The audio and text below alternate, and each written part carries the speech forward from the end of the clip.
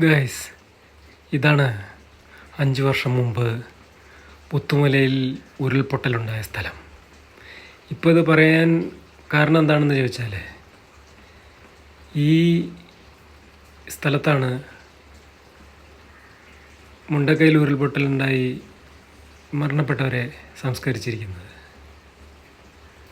ആ സ്ഥലം കാണാൻ വേണ്ടിയിട്ടാണ് നമ്മൾ പോകുന്നത്.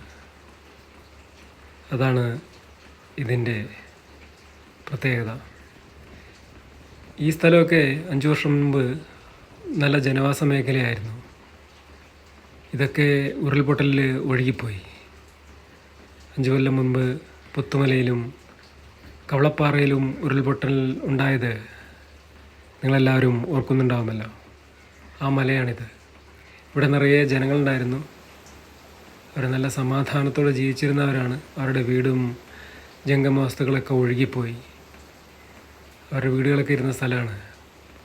ബാക്കിയുള്ള പാടികളിലൊന്നും ആളുകളിപ്പോൾ താമസിക്കുന്നില്ല. അവരെയൊക്കെ ഗവൺമെൻറ് ഒഴിപ്പിച്ചു. എന്നാലും താൽക്കാലികമായിട്ട് ചില ആളുകളൊക്കെ അവിടെ ഇവിടെയൊക്കെ താമസിക്കുന്നതായിട്ട് കാണാം. ഇതിൽ നിന്ന് മാറി കുറച്ച് ആളുകൾ താമസിക്കുന്നുണ്ട്.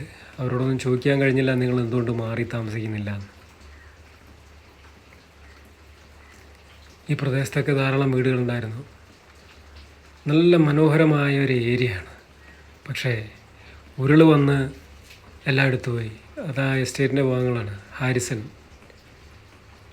എസ്റ്റേറ്റിൻ്റെ ലയങ്ങളും തൊഴിലാളികളുടെ വിശ്രമ കേന്ദ്രമൊക്കെയാണ്. മലയ്ക്ക തൊഴിലാളികളുടെ വിശ്രമ കേന്ദ്രം, അതിൻ്റെ കണ്ടോ മനോഹരമായ തേയില കാടുകളാണ്. ഈ മലയുടെ മുകളിലേക്ക് ആൾ താമസം ഉണ്ടായിരുന്നു. അവരെയൊക്കെ ഒഴിപ്പിച്ചതാണ് സർക്കാർ. തേയില തോട്ടത്തിൽ തൊഴിൽ ചെയ്യുന്ന ആളുകൾ മാത്രമല്ല, ഉണ്ടോ മലയുടെയൊക്കെ ഭംഗിയുള്ള മലകളാണ്. ഇതിലേക്ക് ആളുകൾ താമസിച്ചിരുന്നു. വഴിക്ക് എങ്ങനെ പോയാൽ കറണ്ട് ലൈനൊക്കെ പോകുന്നുണ്ടല്ലേ. അവരെയൊക്കെ സർക്കാർ ഒഴിപ്പിച്ചു. താഴേക്കുള്ള കാഴ്ച ഇപ്പോൾ അങ്ങോട്ടേക്ക് ആളുകളെ വിടുന്നില്ല. മുണ്ടക്കൈയിലേക്കും ചൂരൽമലയിലേക്കും ആളുകൾ വിടുന്നില്ല. ഇത് സ്കൂളാണ്. ഇവിടെ ഇപ്പോൾ വിദ്യാർത്ഥികളൊന്നുമില്ല. എല്ലാവരെയും ഒഴിപ്പിച്ചു തരണം. സ്കൂളിപ്പോൾ ഒരു അനാഥപ്രേതം പോലെ ഇങ്ങനെ കിടക്കുകയാണ് ഉരുൾപൊട്ടലുണ്ടായതിന് ശേഷം. താഴേക്ക് മലയും ആ തോട്ടത്തിൻ്റെ എസ്റ്റേറ്റിലെ നല്ല ഭംഗി. അങ്ങ് ദൂരെ കാണുന്ന പർവ്വതനിരകൾ. ഇതിൻ്റെ അങ്ങേ സൈഡിലാണ് ഹതഭാഗ്യരെ സംസ്കരിച്ചിരിക്കുന്നത്.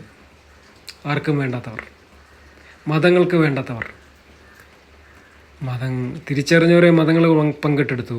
അവർ കൊണ്ട് അവരുടെ എണ്ണം കൂട്ടി. വേണ്ടാത്തവരെ, തിരിച്ചറിയപ്പെടാത്തവരെ, അവരെ കൂട്ടമായിട്ട് സംസ്കരിച്ചിരിക്കുന്ന സ്ഥലമാണ്. ഈ മലയുടെ അപ്പുറയാണ്. അവിടേക്ക് നമ്മൾ പോകുന്നുണ്ട്.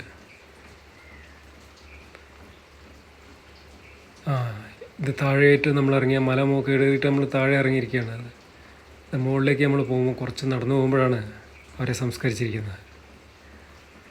ഇതാണ്ടോ ഈ ചെറിയ ഇതാണ് അന്ന് പൊട്ടി ഒലിച്ചു വന്ന മലമുകളിൽ നിന്ന് വെള്ളം. ഈ മണ്ണൊക്കെ ആ ഉരുൾപൊട്ടലുണ്ടായ മണ്ണാണ്. ഇതാണ് അവർ വിശ്രമിക്കുന്ന സ്ഥലമാണിത്. മതമില്ലാത്ത മനുഷ്യർ, അങ്ങനെ പറയാം അല്ലേ. ഇവർക്ക് മതമില്ല, ജാതിയില്ല, വർഗം, ഭാഷ ഒന്നുമില്ല. അവരങ്ങനെ വിശ്രമിക്കുകയാണ് അവിടെ. ഇതാ ഈ റോട്ടിൽ കൂടെയൊക്കെ ആളുകൾ താമസം ഉണ്ടായിരുന്നു. വീടുകളിലൊന്നും ആളില്ല. അവരെയൊക്കെ ഒഴിപ്പിച്ചിരിക്കുന്നു. 5 വർഷം മുമ്പ് നടന്നാണ്. മുണ്ടക്കയിലേക്കും ചൂരൽമലയിലേക്കും ആളുകളെ വിടാറില്ല. അതുകൊണ്ടോ അതിൻ്റെ കോമ്പൗണ്ട്. ഇതവരുടെ പാർട്സുകൾ മാത്രം കിട്ടി. കൈ, കാല് ഭാഗം, കൈയുടെയൊക്കെ ഭാഗങ്ങൾ കിട്ടിയത് അവിടെ കൊണ്ട് സംസ്കരിച്ചിരിക്കും. ഇതാണ് അവരുറങ്ങട്ടെ അല്ലേ. ആ മലയിൽ നിന്നാണ് 5 വർഷം മുമ്പ് പുത്തുമല ദുരന്തം ഉണ്ടായത്. അന്ന് തന്നെയാണ് കവളപ്പാറയിലും ഉരുൾപൊട്ടിയത്.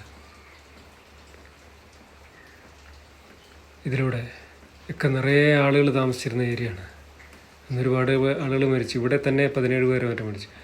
ആ കാണുന്ന വീടുണ്ടല്ലോ, അന്ന് അത് 2 നിലയായിട്ട് മുകളിലിരുന്നതാണ്, ഇപ്പോൾ താഴെ മണ്ണിനടിയിലായി. ഇവിടെയൊക്കെ വീടുകളുണ്ടായിരുന്നു. ആ വീട്ടിലും ഇപ്പോൾ ആളുകൾ പശുവിനെ വറ്റ വളർത്തുന്നുണ്ട്. ആ മണ്ണും കൂടി കിടക്കുന്ന വീട്ടിൽ എൻ്റെ തൊട്ടപ്പുറത്തുള്ള ആളുകൾ അവർ പശുവിനെ വളർത്തുക.